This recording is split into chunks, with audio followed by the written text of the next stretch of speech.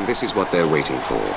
An appearance on the balcony of Buckingham Palace, which has seen so many royal and national occasions in the past.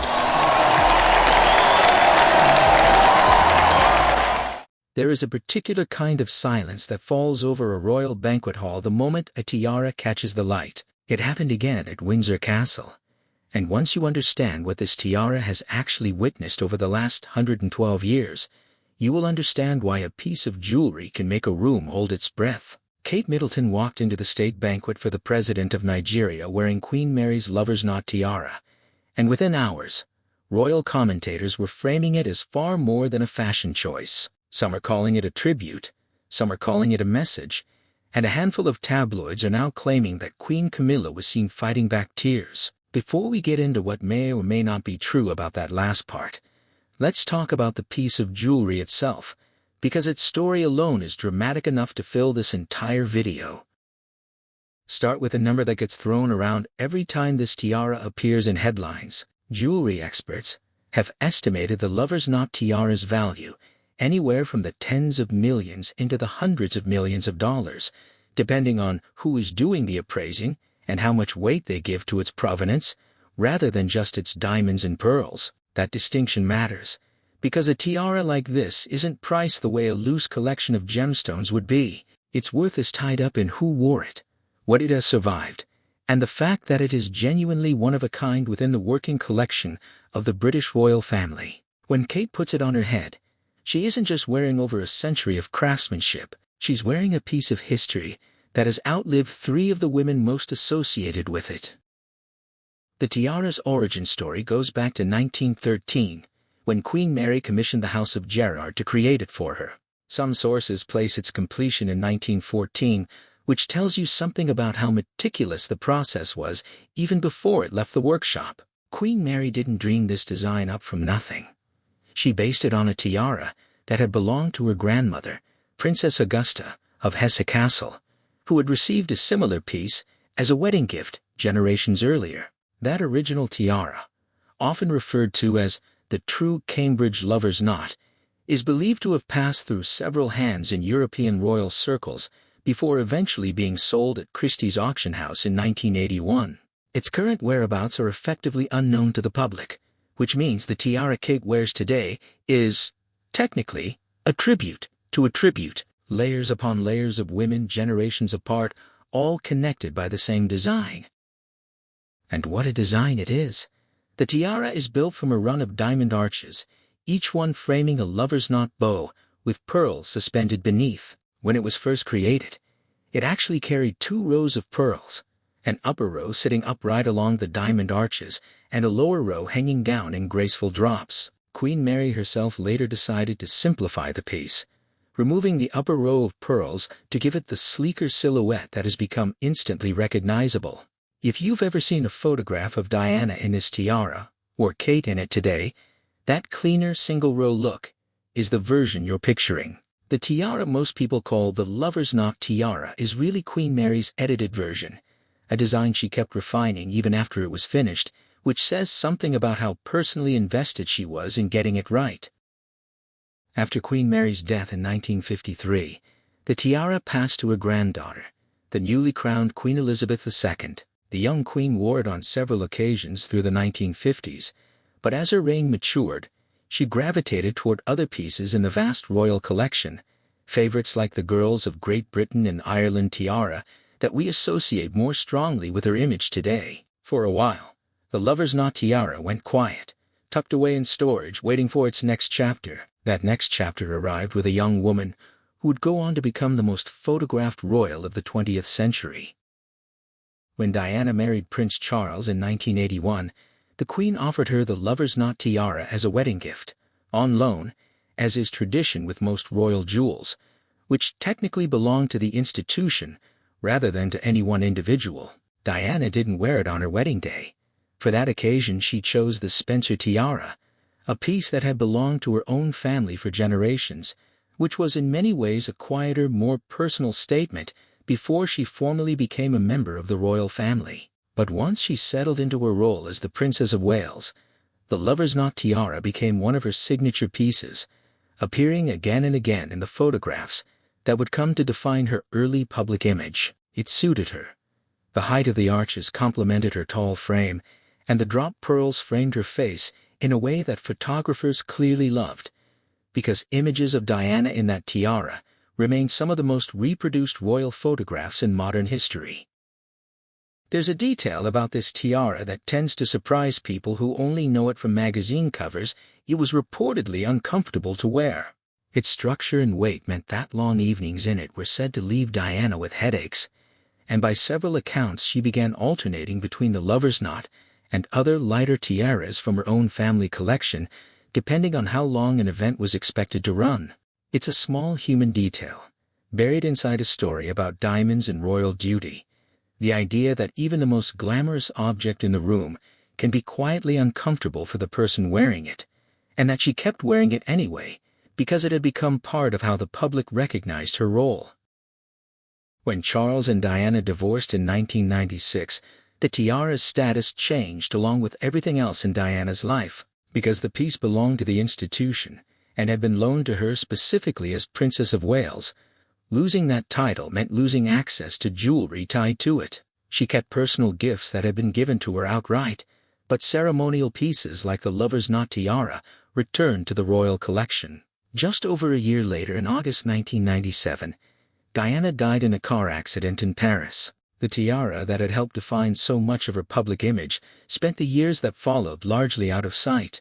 Whether that was a deliberate decision by the palace, or simply a matter of the collection rotating through different hands in different eras, is something that's never been fully clarified publicly, but for the better part of 2 decades, the lover's knot tiara essentially disappeared from view.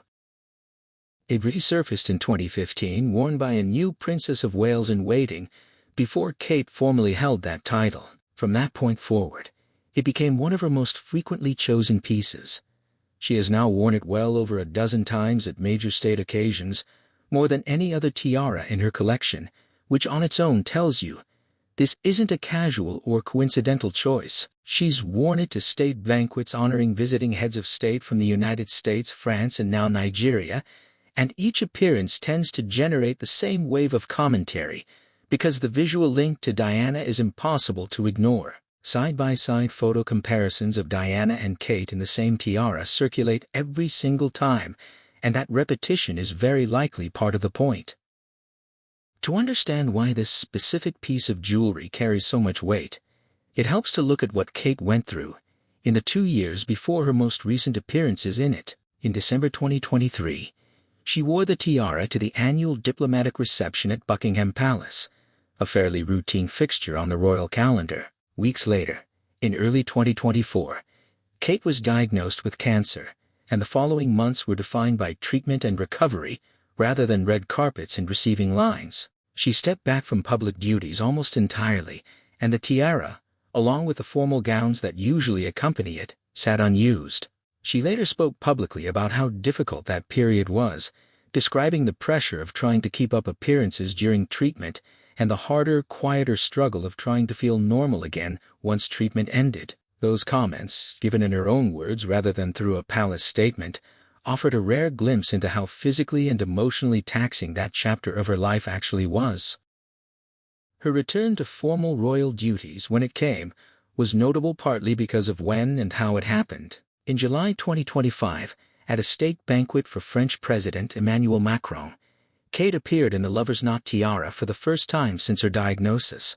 Having stepped back from most tiara occasions for roughly a year and a half, she wore a red gown by Sarah Burton for Alexander McQueen, the same design house responsible for her wedding dress, a detail that felt intentional, even if the palace never explicitly framed it that way. For a lot of royal watchers, that appearance read as more than a wardrobe update.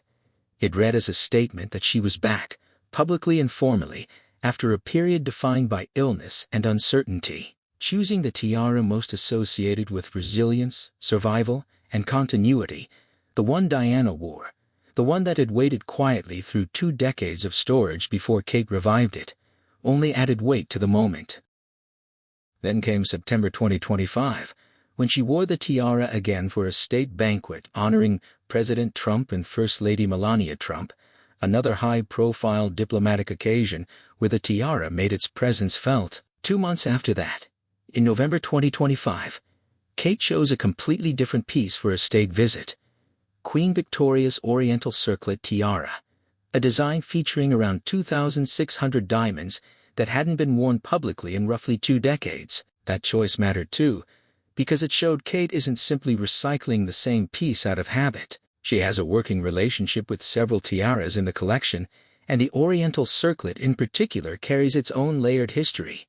Originally commissioned by Prince Albert in the 1850s, later modified when its original opals were swapped for rubies due to superstitions of the era. Bringing a piece like that out of storage after 20 years is its own kind of statement, a signal that Kate is willing to draw from the deeper, lesser-seen corners of the royal collection rather than sticking to the safest, most familiar choices.